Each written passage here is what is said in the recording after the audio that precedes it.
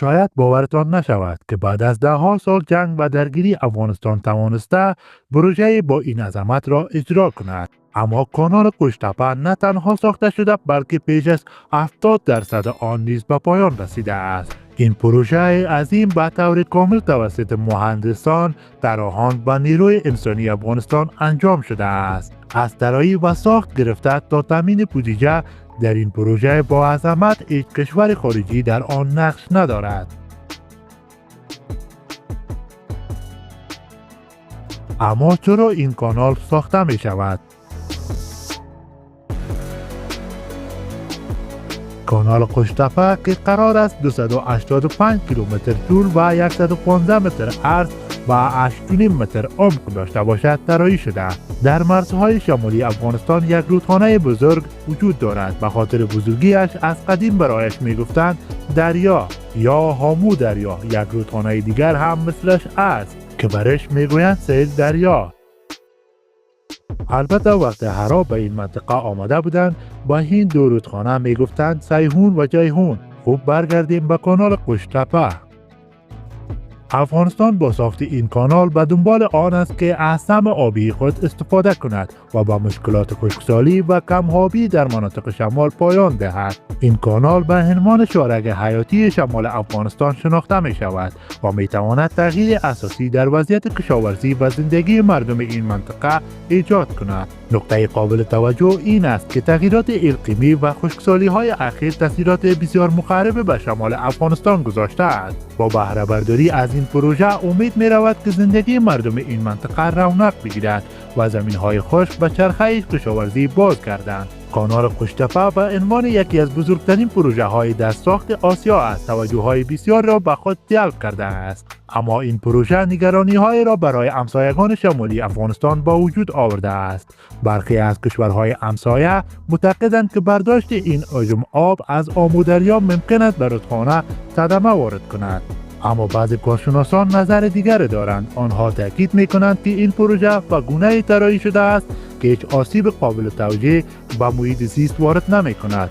جالب اینجاست که افغانستان با وجود سالها هم‌مرزی با آمو دریا هرگز به طور کامل از منابع آبی آن استفاده نکرده بود. دلیل این امر نیز موقعیت جغرافیایی بود که امکان انتقال آب به مناطق داخلی را دشوار می‌کرد. با ساخت کانال قوشتپه این محدودیت برطرف شده است و این کانال عظیم آب را از آمو دریا به مناطق خشک افغانستان هدایت می‌کند. اگر 30 یا 40 سال پیش به این مناطق شمال سفر می‌کردید کمبود آب هرگز دغدغه‌ای نبود. آب‌های زیرزمینی پر بود و زمین‌های کشاورزی به راحتی آبیاری می‌شدند.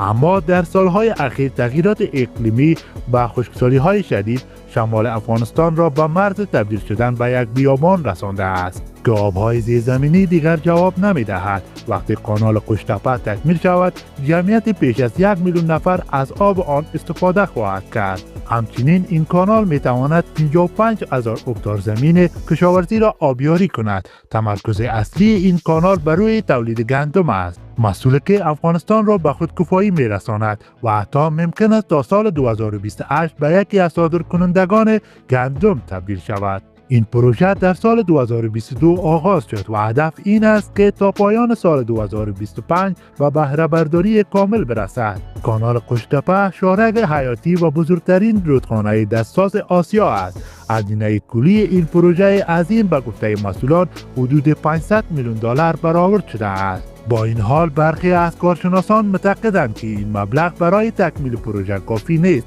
و هزینه ها ممکن است تا بیش از 1 میلیارد دلار افزایش یابد. کانال قوشتپه طور طراحی شده که از بلخ شروع می شود و از حاصلخیزترین خاک‌های شمال افغانستان عبور می کند. هدف اصلی این پروژه آبیاری 55,000 هکتار زمین کشاورزی است. زمین هایی که با این شارک عظیم جان تازه خواهند گرفت. کانال قوشتپه به عنوان بزرگترین رودخانه دسترس آسیا شناخته می شود. می توان شمال افغانستان را به یکی از قطب‌های کشاورزی تبدیل کند. ساخت کانال قوشتپه فرآیند بسیار زمانبر و پیچیده است. بخش اصلی این پروژه شامل کندن و خاکبرداری است. در حال حاضر پیش از 7000 کامیون کامپرسی و حدود 200 بلدوزر مکانیکی در این پروژه فعالیت دارند. این ماشین‌آلات به طور مداوم خاکبرداری کرده و کانال را به جلو میبرند. تاکنون بیش از 150 کیلومتر از این کانال خاک برداری شده است. بخش‌های ابتدایی کانال تکمیل شده و آب از آمو دریا به داخل آن هدایت شده است، اما در بخش‌های نیمه کاره موانع موقتی ایجاد می‌کنند تا آب به تدریج وارد کانال شود. هر بخشی که تکمیل می‌شود مانع برداشته شده و آب به بخش بعدی هدایت می‌شود و این روند تا پایان پروژه ادامه دارد. این پروژه مانند هر طرح بزرگ دیگر موافقان و مخالفان خود را دارد. بعضی‌ها معتقدند که ساخت این کانال ممکن است به هدر رفتن آب منجر شود و همچنین تاثیرات منفی با آمو دریا داشته باشد. اما موافقان به شواهد اشاره می‌کنند که نشان می‌دهد آب تا بیش از 100 کیلومتر در کانال حرکت کرده و هیچ تغییری در سطح آموی دریا ایجاد نشده است. آنها همچنین تاکید دارند که آمو دریا به دلیل حجم زیاد آب توانایی پشتیبانی از این کانال را دارد. یکی از نکات جذاب این پروژه طراحی خاکی کانال است. برخی میگویند آب در زمین نفوذ میکند و شاید هدر برود، اما بعضی کارشناسان تاکید دارند که این نفوذ نه تنها هدر رفتن آب محسوب نمی شود، بلکه آبهای زیرزمینی منطقه را تغذیه میکند. به عبارت این کانال به نوع بیمه طبیعی برای آبهای زیرزمینی شمال افغانستان تبدیل شده است. اگر در آینده خشکسالی رخ دهد و آب کانال کاهش یابد، بتوان از منابع تقویت شده زیرزمینی دوباره استفاده کرد. چرا این کانال را خاکی ساختند؟ اگر این کانال با وطن ساخته می شد، هزینه ساخت آن به بیش از 2 میلیارد دلار می رسید و سالها زمان می برد. اما افغانستان کشوری که اقتصاد قدرتمند ندارد، تصمیم گرفت این پروژه را با کمترین هزینه به صورت خاکی اجرا کند. کارشناسان معتقدند این تصمیم بهترین گزینه بوده است، زیرا علاوه بر کاهش هزینه‌ها، کانال خاکی به طور مستقیم باعث تقویت منابع آبی زیرزمینی نیز می شود. تاثیرات کانال قشتپه به کشاورزی شمال افغانستان مشهود است. در 100 کیلومتر ابتدایی که آب به کانال وارد شده، زمین‌های اطراف به طور کامل آبیاری شده اند. کشاورزی در این مناطق دوباره جان گرفته و زمین‌های خشک به حاصلخیزترین زمین‌ها تبدیل شده. روزانه نزدیک به 1 میلیون متر مکعب خاک توسط 7000 کامیون جابجا می شود. این خاک‌ها به گودال‌های نزدیک منتقل شده و از آنها برای انبارسازی زمین‌های کشاورزی استفاده می شود. با این ترتیب نه تنها کانال ساخته می شود، بلکه زمین‌های بیشتری برای کشت آماده می شوند. یکی از مهمترین دستاوردهای این پروژه امید است که در دل مردم شمال افغانستان زنده کرده است. هزاران نفر که روزگاری از جنگ و بحران خسته شده بودند، حالا در این پروژه مشغول به کار هستند. پس از تمام شدن این پروژه، این افراد می توانند در زمین‌های کشاورزی اطراف مشغول شوند و زندگی تازه‌ای را آغاز کنند. کانال قشتپه به جز اینکه بزرگترین پروژه آبی در تاریخ افغانستان است، تحولات جدید را نیز به ارمغان آورده است که زندگی مردم شمال این کشور را از پایه تغییر خواهد داد.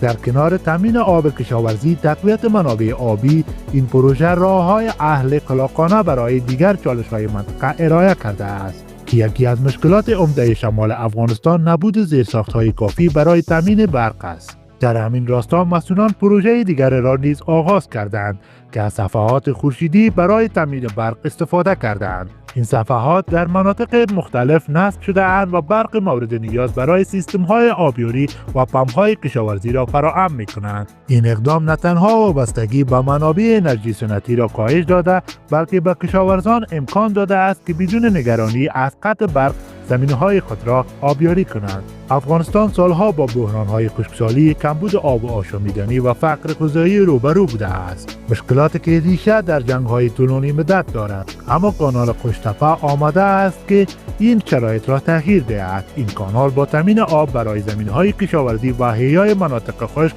و افزایش تولید مواد غذایی کمک خواهد کرد. کشاورزی دوباره رونق گرفته و می‌تواند نیازهای غذایی میلیون‌ها نفر را برطرف کند. این پروژه فقط یک کانال آبیاری نیست، بلکه نماد از بازسازی و امید برای مردم است که سالها از جنگ و بحران آسیب دیده‌اند. کانال قشتپه می‌تواند نقطه آغاز باشد برای بازگشت افغانستان به مسیر توسعه. با کاهش گرسنگی و کمبود منابع، فرصت‌های جدید برای اشتغال و پیشرفت فراهم خواهد شد.